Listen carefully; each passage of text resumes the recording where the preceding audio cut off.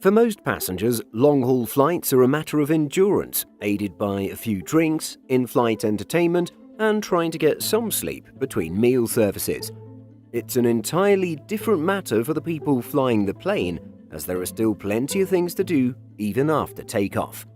Let's look at what's happening on the flight deck during these longer flights. Even though flight paths are decided upon before departure, pilots have to monitor weather conditions and decide whether or not to alter the paths during the flight. On long-haul flights, weather conditions are more likely to change from initial forecasts, with aircraft often encountering multiple weather systems. These systems can vary in intensity from slight turbulence to dangerous thunderstorms. Traveling at high speeds, pilots must be prepared at all times to alter the flight path if necessary. If, for example, they see a thunderstorm on the radar, they must first get the OK from Air Traffic Control, or ATC, to change their route. Clear air turbulence is another worry, and because it cannot be seen on the radar, pilots rely upon the information provided by pilots flying the same route ahead of them. When flying across oceans such as the Atlantic, one pilot's job is to communicate with the ATC, while the other monitors a common air-to-air frequency that pilots use to communicate with each other.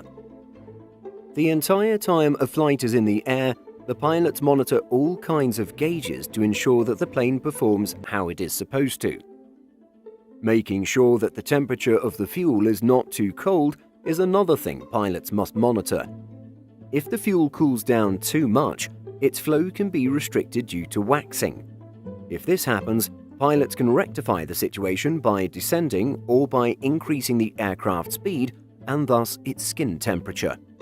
However, this isn't a particularly frequent occurrence, as engine oil helps fuel to retain heat. While one of the pilots monitors all the gauges, the other will be busy taking care of the paperwork. Before the flight, the pilots are given a written flight plan. Anything that deviates from this must be written down as notes. Outside of these important activities, long-haul flying can be very boring for pilots. During cruise phases, pilots will often pass the time by making small talk with one another or doing some reading. Smartphone games and good old-fashioned crossword puzzles might be additional forms of entertainment found on the flight deck. Finally, just like passengers, enjoying in-flight meals is another part of the long-haul pilot experience. The pilots typically wait until the passengers have been served and then eat separately. They do this so that there is always one person at the controls. For long flights over 12 hours, there are 1 or 2 relief pilots on board so that the 2 pilots who perform the takeoff can take a break and get some rest. There are just 2 pilots on shorter long-haul flights of 8 or 9 hours. The only opportunity they get to leave their seats and stretch their legs is when they go to the bathroom. Did you know about these long-haul duties and activities? Let us know by leaving a comment.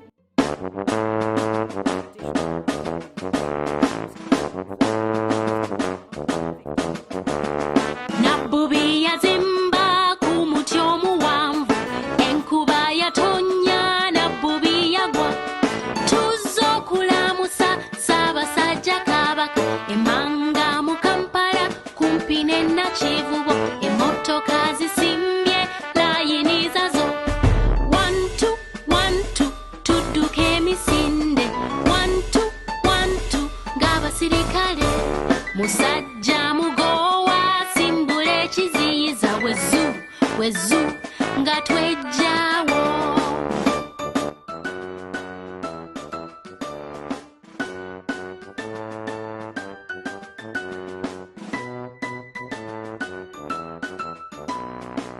King Solomon is one of history's most famous monarchs. He was the son of King David and was the second king of Israel. He was renowned for being a just and wise king. It is said that there has never been a king as wise as Solomon. One of the roles of the king of Israel was to serve as the supreme judge. He had to rule on a wide variety of issues and contentions. Using his intellect and logical reasoning, he could sort out the most difficult conflicts between his subjects. One day, 2 women came to court. One of them claimed that the other had stolen her son. She said that they both live under the same roof and that they both gave birth in the same week. But one night, one of the mothers woke up and her son was dead. Desperate, she made a terrible decision. While her roommate was sleeping, she decided to exchange her dead baby for the other mother's child.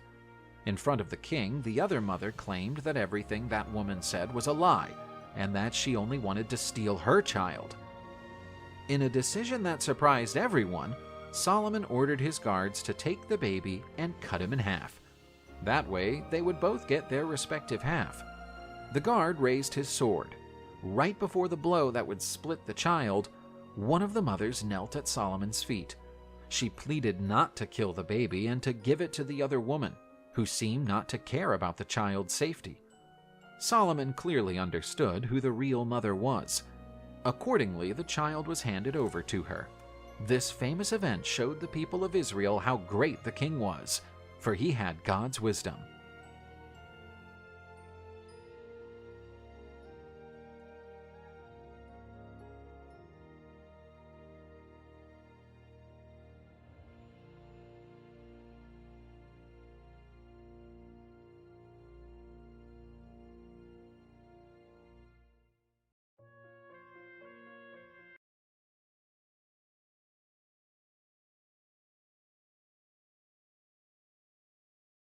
Hi there, Psych2Go fans! Welcome to another feast for your inquisitive minds, made possible through your continuous support.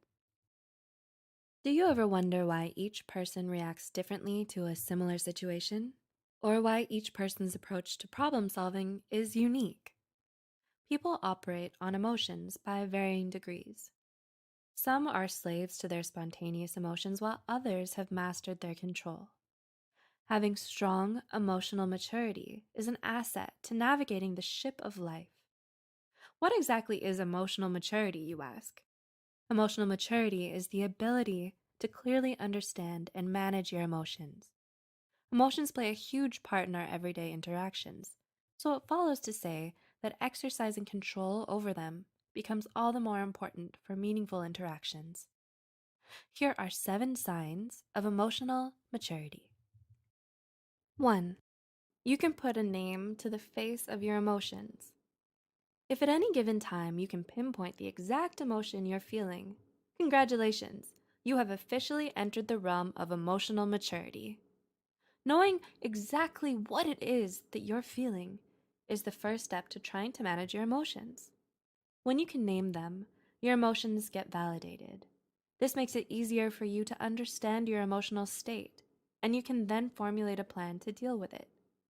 A study also found that those who have a strong capacity to regulate their emotions should be better able to maintain good health, psychological well-being, and a healthier outlook on life. 2. You can draw healthy boundaries. Are you a highly sensitive person or an empath? Do you find yourself easily influenced by the demands and emotions of others? If so, then learning how to manage your own emotions and saying no to things could be a sign of emotional maturity. There's a fine line between being selfish or emotionally mature. If you can put yourself before others without putting them at a disadvantage, you are counted as being emotionally mature. Your boundaries are for your protection, rather than a nuisance to others. 3. You aren't afraid to own up to your mistakes. Everyone makes mistakes. It's how you behave afterwards that makes all the difference. According to a New York Times piece by Paul Krugman, we as a nation are suffering from an epidemic of infallibility. No one, president or not, wants to admit to wrongdoing, at least not publicly. A big sign of emotional maturity is being aware of your own actions. So when you make a mistake, you're able to admit that you were wrong. Recognizing when you're wrong and outwardly acknowledging it shows you're mature enough to try and mend a situation or relationship. Valuing your relationships more than your ego is a telltale sign of an emotionally mature person. According to Lewicki and his collaborators, when you admit to wrongdoing, you show that you value the other more than your own pride.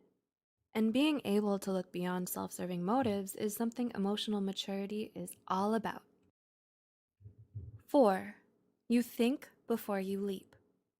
Emotional maturity is at its full bloom when you overcome the habit of automatically acting on spontaneous reactions. It's when you take time to understand and analyze the situation before reacting to it. Emotionally mature people are able to step back and take a bird's eye view before responding to difficult situations. According to Psychology Today, emotionally mature people are able to control their impulses and are less prone to emotional outbursts and aren't quick to anger. They do not lose their cool in the face of adversity. Rather, they determine how to react through thoughtful deliberation. This is an added feather in their cap of maturity, as they're less likely to do or say something they'll regret later on. 5. You have more success in getting your point across. According to a study, emotionally mature people have an effective communication style. You are aware of your needs and wants and can convey them to others in a healthy way. You know what you want and are able to express it. You can get your point across as there is no conflict between your thoughts and actions. Emotionally mature people have a good feel on the how, when, and where the optimal time is to express their emotions. You feel your emotions instead of becoming your emotions. This is what brings stability and objectivity in your communication with others. 6. You are self-aware. Emotional maturity is not intellectual. Rather, it's a higher state of self-awareness. It goes beyond intelligence and includes our senses, intuition, and heart. Self-awareness refers to the capacity of becoming the object of one's own attention. The self is defined as an integrative structure comprised of cognitive and emotional elements. When you are self-aware, you can focus on your emotions more clearly. A clear understanding of your own emotions leads you to acknowledge your needs. You have confidence and don't necessarily need validation from other people in making your decisions. And 7, you know how to listen. Since emotional maturity comes with empathy, it automatically makes a person a pretty good listener. It enables you to lend a sympathetic ear to others. You know how to avoid being triggered by situations and getting self-absorbed. This lets you approach the situation objectively, being able to focus on the person talking instead of getting wrapped up in your own needs. So you can listen actively rather than being judgmental or condescending. Emotional maturity is a key ingredient to adding meaning to the recipe of life. It's not a skill acquired overnight, but rather requires a prolonged simmer on the gentle heat of experience. However, that's not to say it requires years and years.